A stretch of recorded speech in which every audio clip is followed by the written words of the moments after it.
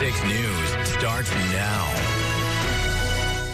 It just looks like crazy Star Wars happening above your head. And you're looking at it and you're like, this is 2024. How is this happening? Iran unleashes a massive missile attack on Israel. I'll take you inside the escalating conflict with powerful footage from those on the ground and hear from those living through it. And speaking of the Middle East, the tensions there have escalated following Iran's massive missile attack on Israel, targeting military installations across the country. The attack is a response to Israel's killing of Hezbollah's leader and others in Lebanon recently. Israeli officials said that many of the missiles were intercepted by the country's defenses, but that there were some impacts.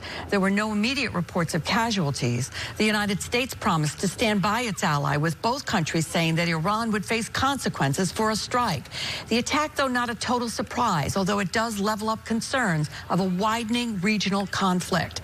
Iran's missile attack has shaken communities across Israel, with sirens sounding, sending thousands of residents to bomb shelters.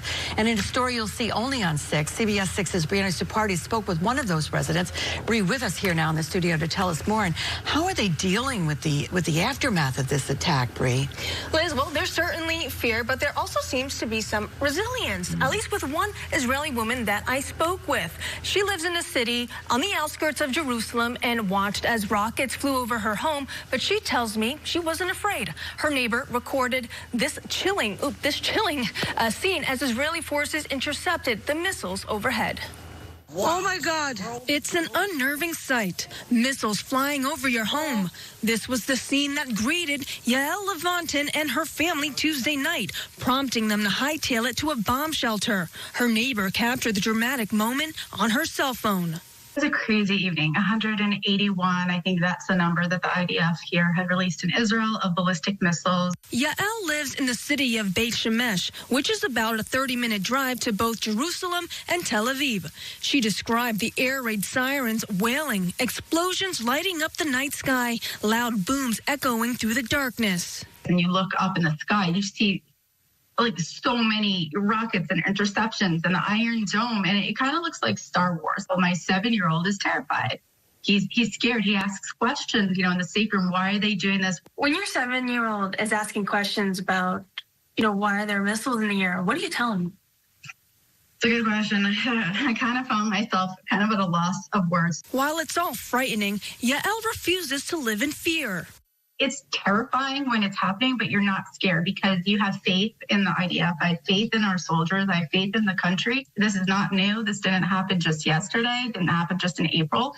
Since October 7th, we've been at war. If it's missiles from Iran, or if it's rockets coming from Lebanon or from the Gaza Strip. She says she's focused on maintaining a sense of normalcy, not only for her family, but her community, through the work she's doing with the Jewish National Fund USA, an organization that helps devastated Israeli communities. We've placed over 150 bomb shelters in the north, and another bunch also, like I said, in the Israel envelope and in the south. It's incredible to see the work that's being done and the impact that it has on the people here. Israeli air defenses were able to intercept most of Iran's missiles. Israel's prime minister calling Iran's attack a, quote, big mistake and one that they will pay for. As Israel promises a swift response, Iran showing no signs of backing down, both nations now bracing for what could come next.